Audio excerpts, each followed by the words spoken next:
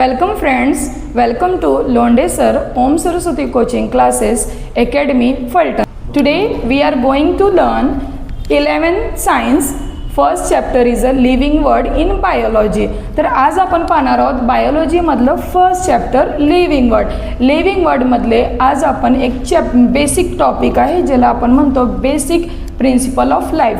Basic principle of life म्हणजे काय, तर आपल्या जीवनातील जे मूलभूत तत्वे आहेत ते. तर मूलभूत तत्वेमधला आपला पहिला टॉपिक आज आपण घेऊया मेटाबॉलिझम. मेटाबॉलिझम म्हणजे काय, तर चयापचय. ठीक आहे, तर चयापचयचं जर खरी डेफिनेशन झाली तर आपण बघूया इथं. या स्टुडंट इथं बघूया. Metabolism is the sum of all chemical reaction occurring inside the cell of a living organism to maintain life.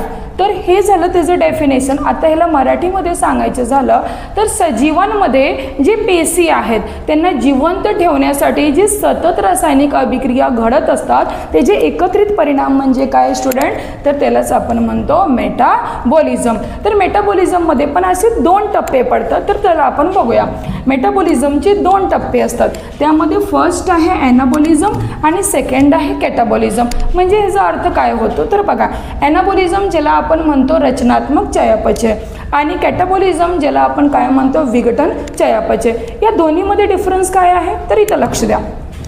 ॲनाबॉलिझमला आपण काय म्हणतो बघा, building of complex molecules from simple molecules, जसं की for example formation of protein from amino acid. ह्याचा अर्थ असं होतो की जी जटिल रेणू आहेत त्यांना साधे रेणूमध्ये रूपांतरण करतात, त्यांनाच आपण म्हणतो ॲनाबॉलिझम म्हणजे रचनात्मक चयापचय.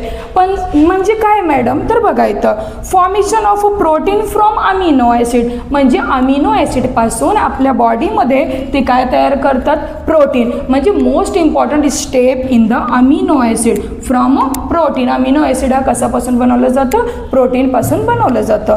तर आपलं सेकंड टॉपिक्स काय आहे बघूया आपण, केटाबॉलिझम. केटाबॉलिझम म्हणजे काय, तर मी मगाशी सांगितलं तुम्हाला विघटन रचनात्मक. आता विघटन रचनात्मक म्हणजे काय, तर जसं यामध्ये आपण काय पाहिलं की कॉम्प्लेक्स मॉलिक्युल्सला आपण काय करतो, बिल्डिंग्स करतो म्हणजे बनवतो आपण. तर इथं आपल्याला कॉम्प्लेक्स मॉलिक्युल्सला ब्रेकिंग डाऊन करायचं आहे. ब्रेकिंग डाऊन म्हणजे त्याला आपल्याला काय करायचं, तुकड्यांमध्ये डिवाइड करायचं आहे. तर बघूया catabolism. Breaking down complex molecules into simpler molecules usually releasing the energy. म्हणजे इथं जे आपण पाहिलं की कॉम्प्लेक्स मॉलिक्युल्सला आपण कशामध्ये कन्वर्ट करतो, सिंपल मॉलिक्युल्सला. तर इथं आपण उलटं करूया.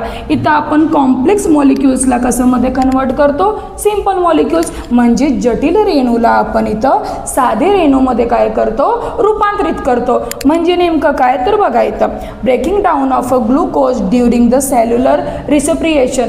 पेशीय स्तरावरील जेव्हा श्वसन होतं त्या दरम्यान ग्लुकोजला काय केलं जातं, ब्रेकिंग डाऊन म्हणजे टप्प्याटप्प्याने त्याला ब्रेक केलं जातं. म्हणजे जसं आपण कार्य करतो, जसं आपल्याला एनर्जी हवी असेल त्या दरम्यान तसं आपण जसं की आपण 10th शिकलो होतो की ग्लायकोलिसिस. ग्लायकोलिसिसमध्येच काय होतं, ग्लुकोज म्हणजे ग्लुकोजच्या टप्प्याटप्प्याने काय होतं, विघटन होतं. विघटन होतं म्हणजे थोडक्यात त्याचं काय होतं, ब्रेकिंग डाऊन होतं. आणि त्यापासून मग आपल्याला कार्बोहायड्रेट या रूपामध्ये काय मिळत असते, एनर्जी. तर आज आपण काय काय पाहिलं, मग लिव्हिंग वर्ड्स पाहिलं, त्यामधले मेन जे प्रिन्सिपल पाहिलं ते बेसिक प्रिन्सिपल ऑफ लाईफ. त्यामध्ये फर्स्ट टॉपिक होतं आपलं मेटाबॉलिझम. मेटाबॉलिझममध्ये पण किती टाईप्स आले, आपले 2 टाईप्स आले. त्यामधले फर्स्ट टॉपिक आपण बघितलं ॲनाबॉलिझम, सेकंड बघितलं केटाबॉलिझम. Okay student, thank you.